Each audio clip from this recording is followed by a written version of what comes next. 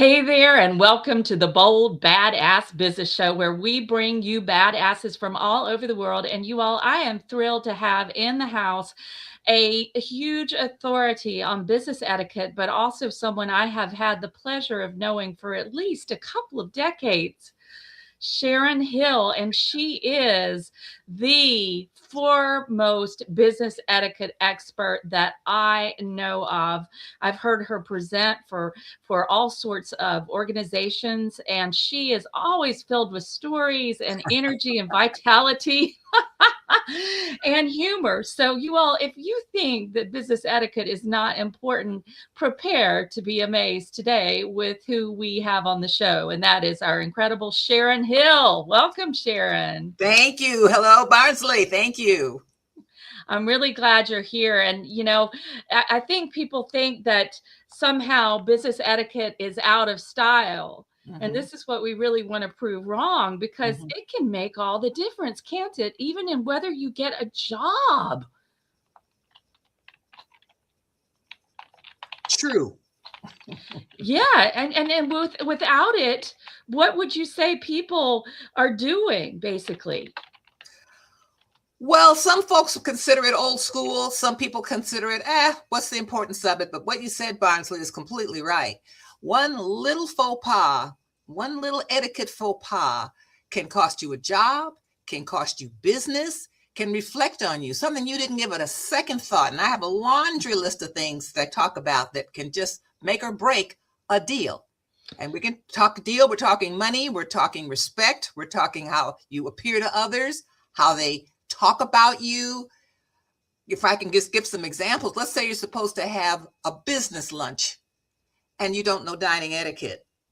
Well, that doesn't necessarily mean the person who invited you to that lunch or the person you invited to that lunch or business dinner Mm. knows all the rules. But it's always safe to say, if you know what the right and wrong things are, you can save yourself any embarrassment. For example, I had lunch with a person. He chewed with his mouth open. Mm. It was a lunch. It was a sandwich. It had a lot of mayonnaise. And as Oh. he's talking, I look at his mayonnaise. I couldn't wait to get out of there.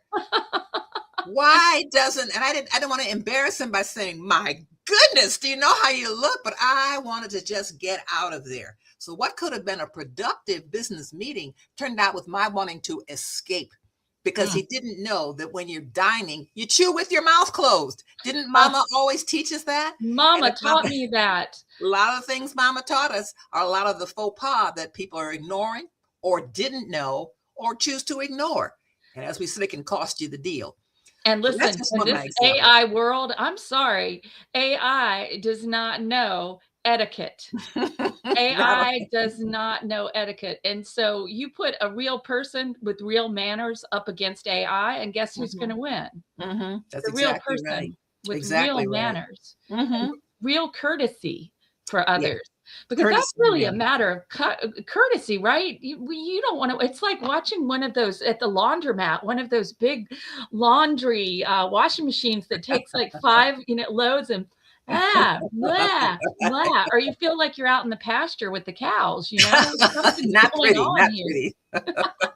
Well, I want to ask you before we get into some more of the faux pas, and this is actually usually my first question, but how did you come to be an expert on etiquette? What was that moment that you said, wow, this is really being overlooked and people need to be made aware? I'm very blessed because I was at a place where I did not plan to learn anything about etiquette, but got Mm. kicked in the head. Mm. Story goes, I was working for IBM at an executive level. They sent us executive women to an executive women's seminar in Mm. California. And I'm talking about people who were doctors, lawyers, vice president, and me.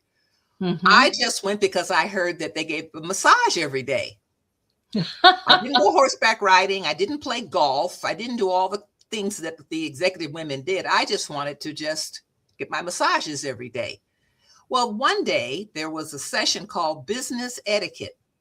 Now, at the time this happened, I had responsibility for about over 400 to 500 of the African American employees at IBM at the RTP branch. I was the chairman of it. Well, I decided to kill time before my next massage and go to the business etiquette session, Barnsley, just to kill time. Mm, Just to kill time. To answer your mm. question, just to kill time. Just to kill Just to time. kill time. I went into that session all high and mighty, Miss Thang. I'm just killing time. I walked out so humble Mm, as I learned the things that I was doing wrong. The woman mm. spoke for 90 minutes. She covered business etiquette as well as regular etiquette, dining etiquette, whatever, all the things I was doing wrong. I took copious notes while she was giving her presentation. For example, I don't drink alcohol. So when I come around to a restaurant and we have a wine glass, I would turn my wine glass upside down, indicating I'm Mm. not going to have any wine. When I found out, no, you put your two fingers across the tip of the glass, indicating no. When I got back to RTP, it occurred to me, if I have responsibility as the chairman and I'm supposed to be all that, the least I can do is share this information with my constituency. And so, Barnsley, what I did was I offered a free session, which I plagiarized the whole thing from the 90-minute course. Mm, mm. 80 people showed up. I invited the Black MBAs. I invited all the constituency of African Americans at Blacks at RTP. 80 people showed up. 80 Wow. people at IBM. I presented it, and I thought that would be it. Well, Barnsley, as fate would have it, some managers in other departments would say, Sharon, can you come to my department and teach people telephone etiquette? I would research it and teach it. Can you come teach us how to handle conflict in the workplace? I'd research it and teach it while I'm still doing my managerial job at IBM. Mm. Time went on until finally when IBM said, bye-bye, I'm going to cut my whole department. I said, what am I going to do now? Mm. Well, I've been teaching etiquette now to IBMers. Maybe I'll check this out. Come to find out, you can be a certified etiquette trainer. All right. I signed up to be a certified etiquette trainer, took the course, passed it, took about a week, passed it. And then now I can put my stamp on my forehead. I'm a certified etiquette trainer, which means I can teach etiquette, but also research a lot of the sessions people are asking me to talk about. And the more I know I don't know, to keep learning. So that's how I became an etiquette expert, as they say, because people kept calling me and I kept researching and teaching and growing with the etiquette field. And I think it's so fascinating too, because, the etiquette field, it really does depend on what country you're in. Absolutely. Right? There's a book Woo. out called Kiss, Bow, or Shake Hands by Terry Morrison. And I met her. She, just to your point, first it was a book and now she's online. Based on what country you're in, do you kiss? Do you bow? Do you shake hands when you meet a person?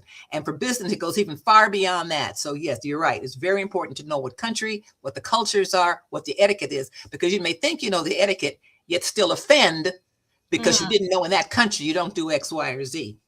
Let's have a story. Can you give us a story, maybe from your own experience or an experience you heard from one of the attendees at your trainings, for how they came into an international situation and really put the proverbial foot in their mouth, or maybe both feet? And Well, both a very hands? short story for me was I Mm. had a client who was Chinese and she wanted to meet for lunch one day.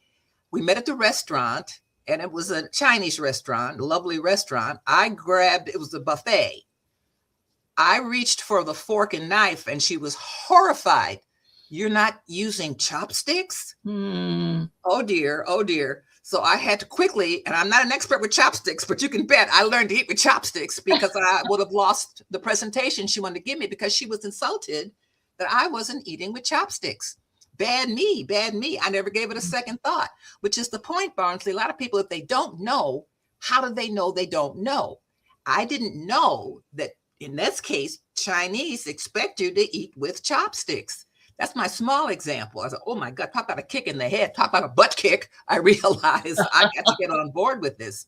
And another, not so much cultural, but a woman told me that she was in Russia and she ordered lamb. It was a whole bunch of students.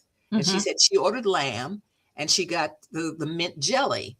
Well, one of the students asked her, and this kind of rocked me, what's that green stuff? Oh. She was offended that he didn't know what mint jelly was. Now, that's Mm-hmm. not an etiquette question, but that's a question. If you don't know, don't ask, because she didn't like him and she didn't hire him because of that. I Mm. also know a cultural from the United States, one of my favorite for dining etiquette. One of the vice presidents at IBM told me this himself back in the big fat days of IBM, when they would have all the MBAs come in and they decide who they want to hire over a formal meal. Mm. His name was Ray. Ray said he reached for his bread plate and the bread plate was gone because the young man next to him took Ray's bread plate. Ray said he reached for the bread plate on this side, but this person took the correct bread plate, leaving Ray with no bread plate. Here's the interesting part. Ray went to human resources. He told me this himself. He went to resources, human resources, the next day and told HR, do not hire that guy. Mm. The guy who took his bread plate. I said, Ray, that's kind of cold, isn't it? The guy has a master's degree, spent a lot of money on his education, and you're saying don't hire him because he didn't take the bread, because he took your bread plate? And Mm. these were Ray's exact words, Barnsley. Mm. He said, our IBMers will be talking to customers on $1 million transactions. If a person doesn't know dining etiquette, I don't want them. This was before I had all my etiquette training. And I thought, oh my goodness. So now here, this student looking for a job at IBM at the time, starting at $75,000 a year, didn't get the job because he took Ray's bread plate. So much culture. That's United States etiquette. That's all etiquette. We have a bread plate. So there's just so many examples where tiny little mistakes can cost you big bucks based on the situation. So I understand his decision because most of those wining and dining events are where the big business decisions are made. That's exactly right. That's And exactly so right. if somebody does the wrong thing, it reflects on the entire company. That's the key, right? Bingo, you hit it. It reflects on the whole company, which means if I'm representing my company going for a dinner or a meal to do business, a business meal, and I blow it, my company gets a bad reputation. If I'm a solopreneur, there goes my business, there goes the job, there goes the money, all because of a mistake like that. Mm. Mm. And the gentleman probably never knew, Barnsley, why he didn't get the job, because Ray said he never told him. They never saw him again. He just knew he was not hired for the job. Mm. And I'm sure the Terrible. person that they hired did have those manners. Probably so. Probably so. Don't take the bread plate. And dining etiquette is one of my most popular trainings between corporations bringing people and colleges who want to train the kids who are about to graduate and interview over a job, over a meal. You're not there to eat. She said they're looking for people to see if they know dining etiquette. This was at the University of Hays, Kansas. Hays, Kansas. And that's what she said. They're looking to see what your manners are. It says a lot about you, your being, your culture, your common sense, your etiquette training. Wow. Okay. Now that's making me want to sit up straighter. No elbows on the table. I need to adjust my posture a little bit, get my elbows off that table. Mabel, elbows off the table. No elbows on the table. Mm-hmm. And, no, just make sure that my legs are appropriately positioned so I'm not doing a Sharon Stone on anybody. Yeah, I have to say, Sharon, I used to see this when I was in academia. Oh. I used to see the Sharon Stones sometimes. And it's like, if you are going for an interview, for God's sakes, don't wear a mini skirt. If you're going to wear a skirt, make it at least to right above your knee. Okay. Yes. At least, yes. if not longer. Oh, yes. Because otherwise, you may do a Sharon Stone number on people. And this is not the impression. Nobody's going to hear a word out of your very erudite mouth when you do the Sharon Stone. Would you agree? I agree 100%. Amen. Right. Amen to that. And I've seen it happen too many times, or seen people who were really inappropriately dressed. That's another point. Yes. Yes. Let's talk about this for a second, because, we've got this thing called Casual Fridays now. and Mhm. what really does that mean? And we've got business casual. Mhm. What really does that mean, Sharon? What's I the would translation suggest, of that? yeah, using common sense on that, because when I was still at IBM Barnsley, one day during casual Fridays, a Mm-hmm. gentleman came in to walk in through IBM to walk over to the credit union. He had on Daisy Dukes, a man with Daisy Dukes and like lumberjack boots. I put, what in the world? And another day, one of the gentlemen was about 6'6". He came with with silky little running shorts to work, to work. Doesn't mean they're going to lose their job, but if he wants to get promoted, the bosses, the hiring people might think, I don't see common sense here. Something Right. tells me shouldn't do that. And also back to work, casual Fridays. One of my team members, young woman from what's the school, West Virginia University. She was to give a presentation. She was a graphic designer, and when she showed up to give the design, we were in a boardroom. She had a top that cut off just below here, and you could see her navel. The skirt was at her hips and the navel was showing. Well, all the gentlemen in the room, Barnsley, you think they were listening to her presentation? They were drooling because she was a gorgeous woman, a gorgeous girl. So I had to call her out afterwards, which the manager's supposed to do. And I said, how many people do you think heard your presentation? She said, well, everybody. They were all interested. No, dear. No, no, no. She didn't know. You just don't dress like that. And the people who have on the Daisy Dukes, the guys who have on the silk shorts, what are you thinking? What are you thinking? Casual, even though this day I think the most generic, and AI can probably tell you what's the best thing to wear for casual dress in business, is probably the Dockers and the, what do you call those shoes that, anyway, it's common sense clothes as opposed to something radical. And I've also had the Sharon Stone incident where a woman's office was on the side of the aisle, and as soon as you walked in, oh goodness, I was looking up Main Street girls. Oh, Oh, Lord, have mercy. oh no. Hello. A lot of Not this is not common what you sense. want to have happen before your morning coffee. Not a Not good at look. Not all. a good look. So don't Not take casual too far. So we tell some people they think they can do anything because it's casual, and not just casual Fridays, Barnsley. A lot of companies, it's always casual every day if you want. You don't have to be in a suit and tie like it was originally with IBM, but common sense, just common sense. Don't look sloppy. And the new generations, they tend to not care about that, and it's okay for them. But what about their managers who might be Generation X or Generation Y, who are sensitive about it? You can't expect everybody to be a Gen Z person in the workplace. And there's going to be somebody who's going to be offended, who may say something that could hurt your career because you didn't dress properly.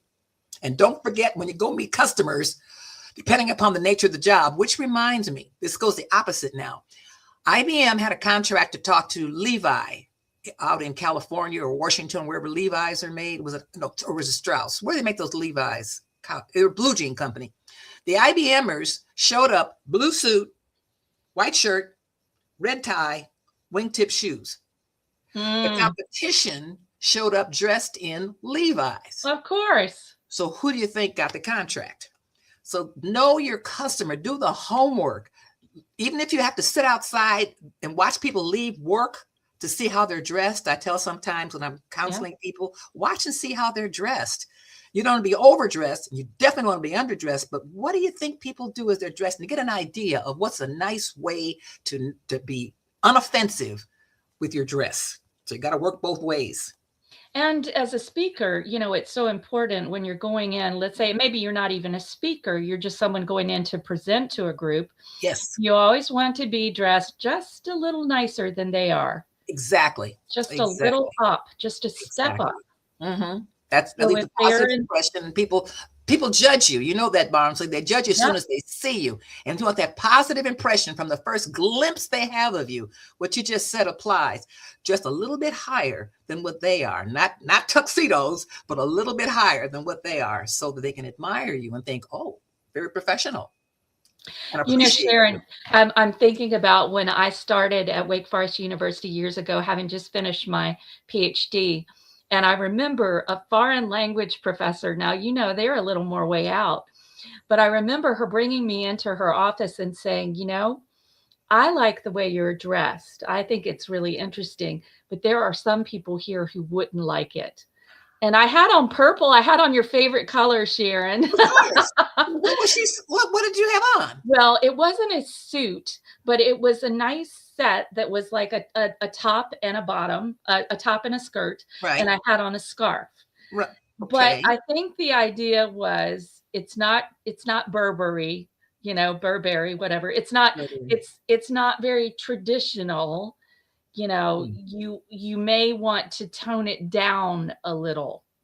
She was saying you weren't dressed traditionally and to tone it down. She was suggesting that a lot of people would not like the way I was dressed. She liked it, but Okay. others would not. And I was also the youngest in my department. Mm-hmm. Now, if you think about that, that's huge. I remember when I started teaching at UNC while I was doing my graduate work, and Mm-hmm. I always dressed up. Mm-hmm. Even if I had on a pair of black jeans, I would have on a nice jacket, Perfect. and a nice shirt, because I had to do that to be seen, to be taken seriously. Right. And Right. so, one of the biggest questions I think for people to ask ourselves is, what are you going to wear that's going to get you taken seriously, Mm-hmm. that's appropriate to the occasion and to the audience, Right. Right. you know? Common We sense. Common sense. How did you know that what you were wearing was appropriate? Because it sounds like it was appropriate. Well, I liked it. It was Mhm. creative and it was me. And it wasn't a wool trouser, jacket set. It wasn't a suit. Mhm. And that may be what she was pointing to as well. It wasn't a suit. And yeah, but I was comfortable in it, Yeah. and it looked good. I thought it looked good. Did you But change after she told you that? Did you change your appearance after she told you that? you know what? I started to wear more jackets. I did start to Oh. wear more jackets, but Mhm. the jackets weren't always sort of tailored jackets. They could be more flowy jackets. I've always been a more flowy person in what I Okay. like to wear That's anyway, your personality. It's my Sure. personality. I have on a Sure. pashima now. Sure. If I want to dress up, I put the pashima, right? Mhm. And Can't go suddenly I'm wrong. Right. dressed, right? Right. But this was, it's a very traditional, still was very male dominated at the time. And so I think she was trying to do me a service and say, hey, you may want to think about getting some suits and wearing those. Hmm. Now, okay, I see your face and you're thinking, but remember, well, corporate America and academia do have in common that who gets the promotions, it depends on what people think of you, basically. Absolutely. Absolutely. Yeah. I mean, it may seem unfair, but that's the reality, Barnsley. You're exactly right. And you Holy and I moly. have gotten used to dressing more flamboyantly because we're Well, speakers. speakers. I mean, I just gave a presentation yesterday where I had a long purple dress on and I had a lovely necklace. And what amazed me was that I was walking into the Chapel Hill Library, past a little boy about 8 years old. He said, I like your dress. I said, I must be doing something right. And there we are. Little girl said, I like your necklace. People look at you. You're always being judged, rightly or wrongly, you're always being judged. So if you go in the conservative way of dress, I use the word conservative to mean just conservative dress, you Yes. can't go wrong. And if you're wondering what is it, well, our friend AI can probably give you some pointers if you ask the right question. What should I wear to? What's proper to? What shouldn't I do? Just to see. Or contact an expert and say, what do you think about this? Now, Yeah, common sense comes to play here. see for me, the purple cotton nice top and matching skirt was Mhm. great for teaching. It's a Mm. teaching outfit. It's an outfit that I think stimulated the minds and imaginations of my students, Mhm. but it would not have been the right outfit to wear giving a presentation at a scholarly convention. I hear you. I hear And you. I think that's what she was pressing in on a Pressing bit. into. And she did it very lovingly, because I didn't feel demeaned in any way, shape, or form. And my dearest friend, who's African American, who was also a little younger than me, so we were the two youngest in our departments. She was Mhm. she was partly in my department and another department. We would talk about how important it was and how we got treated. We got mistaken for students and things Oh, like this. So it was very important right. that time, especially when I was younger. What about shoes? What did you wear for shoes when you were in Oh that role? gosh, I can't remember. I think I wore clogs. I never really worried about it too much because I did not think clogs or low heeled high heels, low heeled, Hmm. low heels, Low whatever you heels. call them. Yes. Yeah, but I didn't worry as much about that because people couldn't see that if you're teaching. Okay. Oh, Yeah, because you're teaching. it Okay. wasn't really obvious, Yes. so much, or if you were sitting at a table around at a faculty meeting. But, I'm so relieved now. And this is something for those of you listening who are aspiring business owners or business owners to think about is, how can you distinguish yourself through your dress? Hmm. What is going Hmm. to make the biggest difference? You and I both know Lee from our Chapel Hill leads, and Hmm. he always wears a suit. Always wears a suit. Always wears a suit. He is Yes. the epitome of Southern gentleman Hmm. and class. Hmm. Hmm. When I think He's. about class and a real estate broker, I think about Lee Scherer. Hmm. Hmm. He's very serious about that. And it means a lot to him to be able to always, and he's old school, but it still applies today. If he tries to go to a veteran to help sell the house, they have the respect for him because he's dressed properly. He's dressed like a gentleman, and things that they look for. And we still do the Pledge of Allegiance. We still do certain traditions in our Mhm. meeting. And I think that is what we're getting at here with this business etiquette, that these are rules that have been made for a reason. They're there for a reason, Mhm. and they distinguish somebody who doesn't have much culture from somebody, and maybe somebody hasn't spent the time to teach them Mhm. manners, Mhm. from someone who has taken or made the effort to learn. Right, right. It's a matter of manners. It's a matter of respecting others, being respectful to yourself so that others are impressed as soon as they see you. It's just so important. Yeah, I agree. It makes a difference. So, Sharon, what are some of the worst faux pas that you've seen at all in business etiquette? We've already talked about, showing up without appropriate attire, and Mhm. we've talked about that, and we've talked Mhm. about taking somebody's butter Order plate, butter plate, but yes, yes, yes. My goodness, and we've talked about not dressing appropriately. to the level that you need to dress. And I would say one of the biggest, there's a bunch, some across the line between manners, common sense, and etiquette. So we can place Mm, it wherever you want to be it. I say be punctual. If you're supposed mhm, to have a time, I say if you're supposed to meet at 9 o'clock, let's say it's a board meeting, you're in a room. If the meeting starts at 9, it's butts in seats at 9 o'clock. Don't walk in at 9 o'clock. mhm. Walk in 10 minutes to 9, no later than 5 minutes to 9 in that example. Because I've seen people who just don't have any sense of time, and it upsets whoever's putting the meeting together. And my theory, if the meeting's supposed to start at 9 and they said yes, but Jane's not here yet, we're starting because I said 9, we start at 9. So folks know that I'm punctual, and that saves their time as opposed to And you waiting for keep your somebody. word. Thank you, thank you.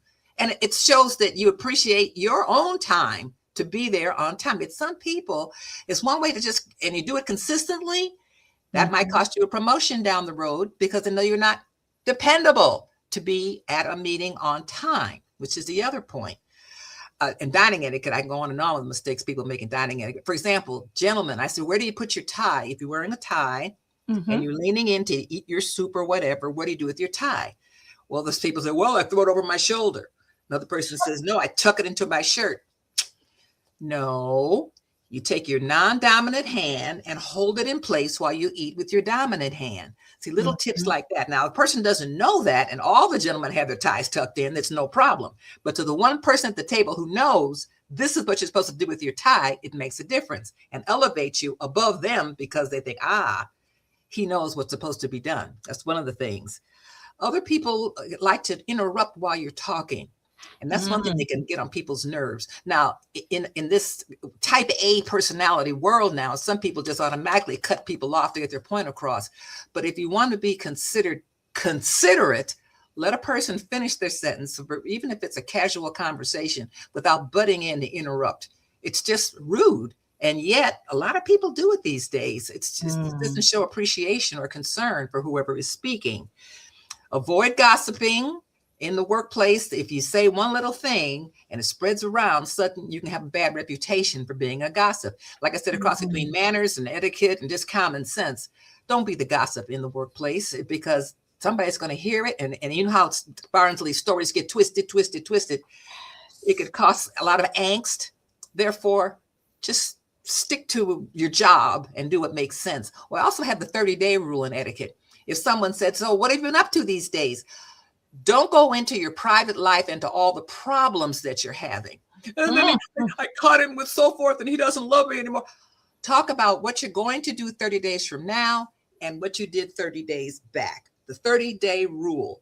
Don't go into any of the personal garbage of your life. Some people like to feed on that. We're back to gossip and spread it all around.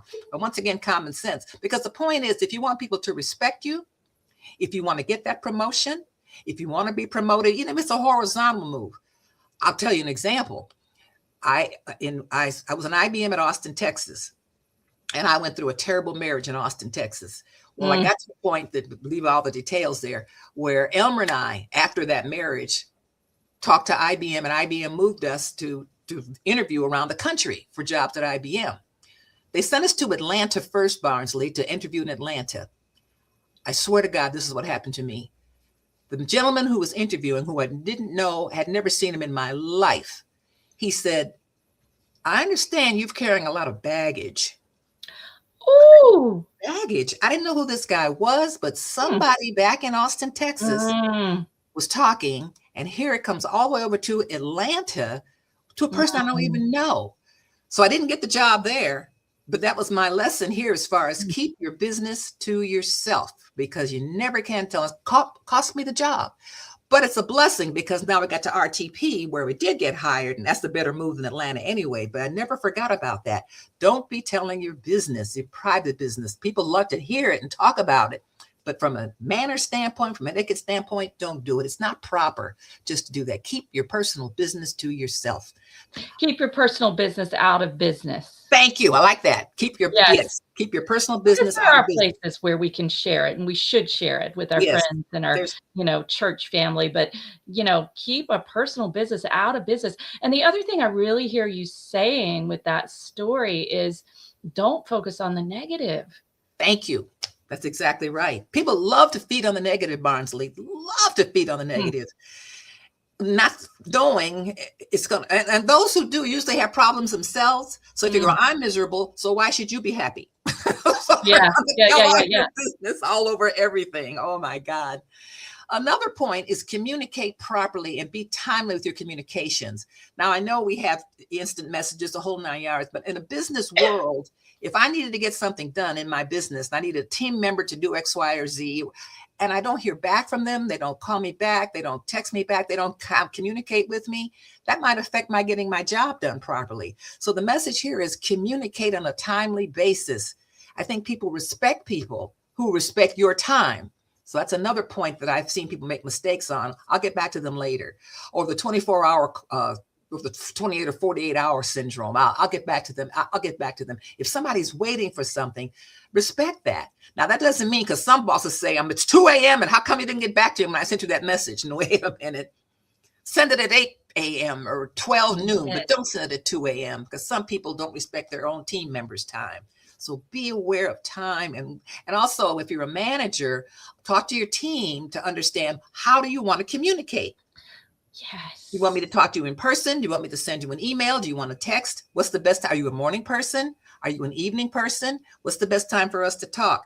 Once again, consideration for others is a point that can help you be respected and make people say, let's get her in here because she knows what she's talking about. She's gentle. Sharon, she knows her stuff. That is so powerful. And in business, that is so powerful because people know, and I make it known, if you want to reach me, if you are important to me, you have my cell and I have your cell, and reach out to me by text. Because if you reach out by email, you're one of hundreds. And it gets lost.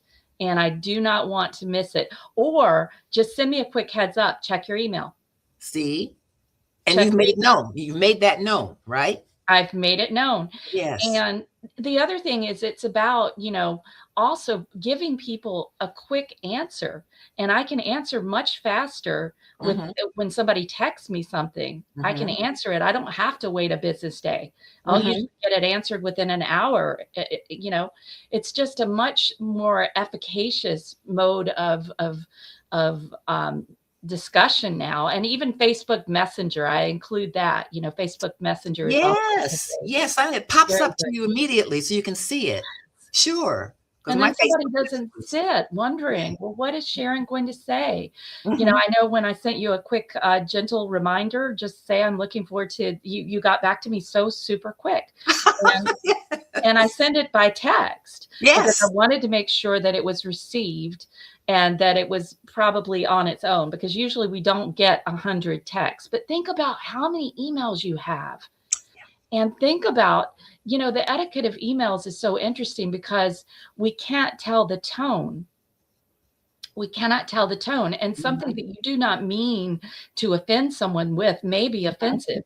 mhm. However, if you send it as an audio message where they can hear your voice Ah, through Facebook Messenger, or you send yeah, it through text with an audio text, yes, then it can completely change that. Like when I have something difficult to say, I usually attempt to do it in an voice. actual voice message. That means a lot.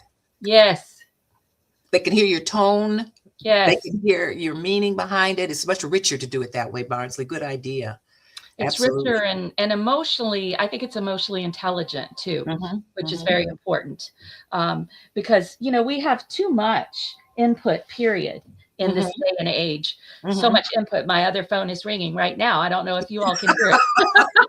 Not to worry. There's too much input coming in, and I can it is imagine. courtesy to get it's perfectly timed, right? It is See? courtesy for us to reply to someone, because then they know, wow, I matter. This Yes, person, it's in the top of their mind. it's respectful. It's respectful. Right, right. It's something they care about, and they care about me and whatever it is that we are doing. And let's turn that around, because I've also had a manager at IBM who loved to send emails, Barnsley, but she prefaced it in the subject matter as hot. So when she put hot, we thought, oh my goodness. And we drop whatever we're doing and run to her office. What is it? The next thing we know, we started ignoring her messages because it was all boy who cried wolf kind of stuff. Then she Mm. put, I'm not making this up, hot, hot. Now it's hot, hot. So we would all rush to her office. What is it? We ignored her after that. I swear to God, this is the next thing she did. Hot, hot, hot. Like, get to my office right away. Hot, hot, hot. And Sounds like a Barnsley, salsa sound thank you song. very much. Hot, hot, hot. My point is, if you're a leader, understand your team's responsibilities as well. Because she was messing with us because she thought everything was hot, hot, hot, and it wasn't hot, hot, hot. So understand what is hot and what is not hot when you send these emails or these text messages, or you're trying to get your team to pull together. Respect your team and what's going on. She And became a joke to us. that's true in business too. When you have your virtual assistant or you have your referral partners, make Yes, sure it truly is urgent. It's yes, market urgent. it's urgent. And if Otherwise, it it's is going away. urgent and you don't mark it urgent, don't be surprised that you may not get a quick answer back. Exactly. Exactly. You understand that. Unless we were talking about cell phones too earlier, the etiquette of cell phones. I've Oh, seen. yeah, excuse me, let me take a Yeah, call. exactly. Exactly. Exactly. We're talking about what? Oh, I know we're in the middle of a show, but I know, my not mother's calling. Hi, Mom. can I get back to your mom? There we are. Or people who were talking, even if it's a casual conversation, and I'm looking at my phone, or one is looking at their phone. That's disrespectful. If you're Mhm. talking to somebody, ideally, unless you're expecting an important call, the phone should be off Off, or turned over, turn it over away, or something. But it means you're silent. disrespecting the person who's talking to you, that the phone is more important than what they are. But this generation, Barnsley, as you've probably seen, they live and breathe on their phones. And I hope you've seen the studies that have shown that I was at Apple has wired these phones so that kids, when they start 3 or 4 years old, you take that phone away, they go tantrums because they're tied into those phones. And young girls are putting their phones underneath their pillows. So if somebody texts them at 2 o'clock in the morning, they're able to hear it and respond right away. And if they don't, the sender is mad at them.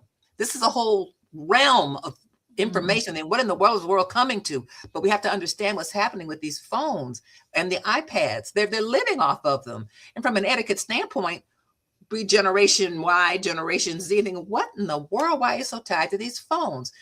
You can lose a lot of business if you don't use common sense with your phone. I'm talking about kids. What happens when these kids grow up and they're tied to those phones like this? Of course, it'll be a different world. You'll have it. You'll be wired in your brains, your glasses. You can read all this technology, but you can't let it take over common sense. And unfortunately, the kids today are so wired with their phones that, the other thing for etiquette is, well, not so much etiquette, but Barnsley, I was speaking at, remember it's a company called GlaxoSmithKline? I think it's something else. I went there to speak there one day, and I was told that the kids these days are so helicopter parents. The kids' parents, they had to make a separate room for the parents, because when the child came for an interview, a job interview, the parents would come with them and sit in the room. The parents would ask the questions. The parents would say, what is the pay scale? What are my hours? When can I take vacation? And the kid just stood there. It got to the point they had to put the parents in a separate room. I don't know how that has to do with etiquette. Common sense. I just couldn't believe that the parents going on a job interview. Say again? No, job interview. It's a job interview. Oh. And the parents did all the talking. So they had to make a room just for the parents that could talk to the kids separately. And the kids were so wired to their parents, they didn't know what to say or how to talk or do anything, which is sad, but c'est la vie. So now the schools have called me in now to talk to the kids about how to do a job interview. Questions to ask, how to carry yourself, be prepared, dress appropriately. But isn't it a sad situation that the kids just don't know what to do? I have to say, I had a proud mama moment yesterday because my daughter needed to call about something, and she didn't get the person in person, and she left a message, and it was very articulate. And she said, and again, my name is, and my phone number is, and again, it is blah, blah, blah. So she repeated it twice and slowly. And I said, honey, and she said, I really stuttered while I was doing that. And I said, no, you didn't. You did great. You took your time. You paused. You left this 2 times so they can get your number. I can't tell you the number of times I've had to call, and it's the 919 blah, blah, blah, blah, blah. And they say it once. What the heck was that? Was that a phone number? If it was, I sure didn't get it. And then you feel bad because you can't return the phone call. That's a proper etiquette for phone calls. Say your number twice. It's perfect. Slowly, twice, because people probably didn't hear it. Yeah. Or if they've got your number because you called them, but nonetheless, it's still good to say it twice. That was perfect.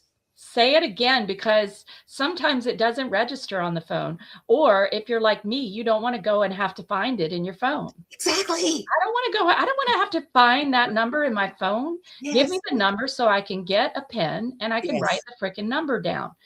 But it's a miracle to me how there is even any communication in the world sometimes, Sharon, because there's such a lack of clarity from so many people. And clarity is intention. Yes. I mean, you notice that a lot of people don't know that's important. The things that are important are important. But if you don't know, how do you know you don't know? That's what we're always left with. How do you know you don't know? I had a friend, I'll make this fast. My IBM stories go on forever, but I bet. We had a service guy who we wanted to thank him. His name was Eddie. The marketing guy and I wanted to thank this person for being such a wonderful person. So we invited him to lunch, Barnsley. When we got to the restaurant, the tables all hadn't been bussed yet. The place was completely crowded. The tables hadn't been bussed. And so the head waiter said, if you want, we can seat you here. We're going to bust the table in a minute. So we sat down. There were breadcrumbs all over the table from the previous diners. Eddie licked his hand and on the table, picked up the breadcrumbs with his hand and it. Okay, do you think we invited Eddie out for lunch anymore? I think Eddie and the person with the mayonnaise sandwich need to go out together. Yes. It all comes full circle. No, what are you doing? What are you doing? He was just happy to be there. But his thing is, oh my God. That reminds me, Sharon, I have to tell you. Okay, and we've got to wrap, but I've got to tell this quick story, and this is for the listeners. This was unbelievable. I went to a dinner party. It was not a business dinner party, but certainly there could have been prospects there. And I took a date, And this was at a friend's house. He happened to be Indian from India, not Native American, but from India. Wonderful cook. We had this most delicious food. And my date, after he finished his delicious plate, he took the plate and he began to lick it. I knew you were going to say it. Not only did he lick it once, Sharon, he licked it so carefully that the licking of that plate took about 3 minutes. Oh my. So if anybody had missed it the first lick, they certainly didn't miss it. No. And I have to tell you, and this friend of mine has since risen to great heights in his field. Yes. And I have to tell you how he handled this. It was amazing. He said, "I'm so glad you like the food. Would you like seconds?" And that was just so gracious. Yes. It just endeared me to him because I was sitting there mortified. Thinking, what the heck? I brought a tiger to dinner. Oh my Lord. No, it was funny. Can you imagine? Can you imagine? And that's embarrassing. With the licking. I've never seen such slow licking, and I've never seen such a long tongue in my life. 3 times. Let me just say that we did not go out on another date after that. That did not happen. Yeah. And that's the thing. We have to think about life as dates that we have with people, whether it's for business or for personal friends or for an actual date. But woo boy, that was quite an experience. You never went out with him again? No. See? No. Again, make a mistake. That's it. But I stayed in touch with my very gracious friend. Yes. Because he just handled that with such aplomb. It was amazing how he handled it. So, Sharon, you have given us so many great things to think about. Do you have a gift that you'd like to put into the freebie vault? Do you have anything that you'd like to put into our freebie vault? And you can think on that and let me know later. How about that? Yes. It could be a checklist or whatever you have on your website as a lead magnet, whatever. You can let us know what you may have that you want to give to that. And I want to just give, and that can come afterwards. I want to just give everybody the address for the freebie vault, the Bold Badass Business Freebie Vault, because we have thousands and thousands of dollars of gifts there for you. Ooh. So those of you listening, write down this address, get your pen, bit.ly/free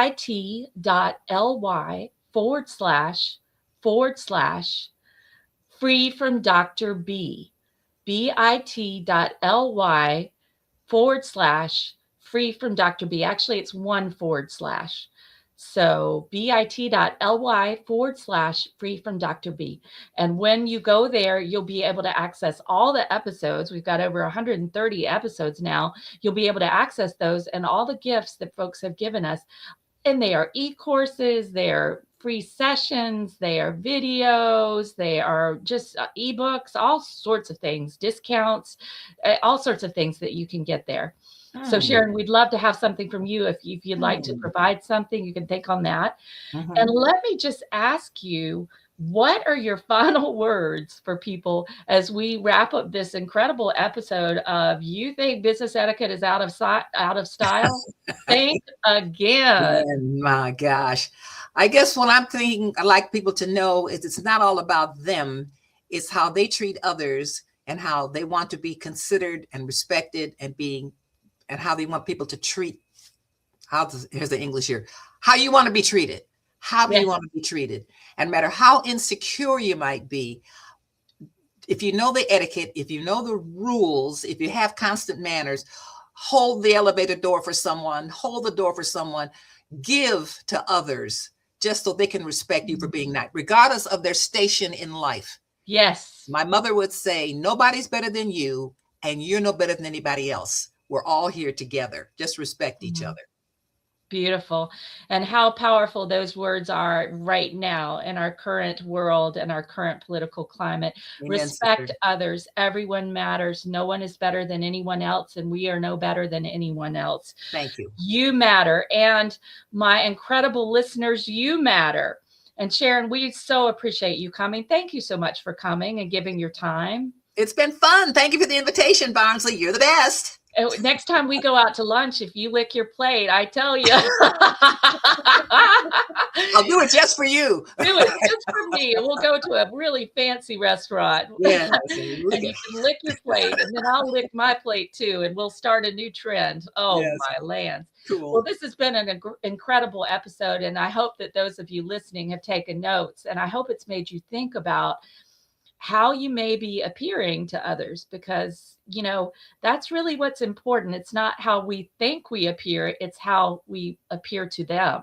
Right? Exactly We right. may have a certain idea of how we look or how we sound or how we act, but it really is up to others and how it lands with them. Whether or not we may get the job, we may get the client, we may get the relationship, the marriage, whatever it is. And those of you listening, I'd like to say that maybe today you're not feeling like a bold badass. Maybe you're feeling a little bit insecure. Maybe, especially after listening to some of the things we've shared, you're thinking, oh my God, I did that. Oh Lord, I did that. I took the butter plate. Oh, maybe you're worried about this, but the truth of the matter is, I know that you are a bold badass, or you would not have come today to be with us during this. And I would like you to go practice your bold badassery, make a difference in the world, make an impact, treat other people the way you want to be treated. Exactly. Treat other people with love and kindness and gentleness, and yourself. That's true. Love yourself. Love yourself. And I'll see you next week on the Bold Badass Business Show at 4:30 p.m. Eastern, 1:30 p.m. Pacific. Tally ho, everybody. Tally ho. Thank you, Barnsley. Ciao, baby. Ciao.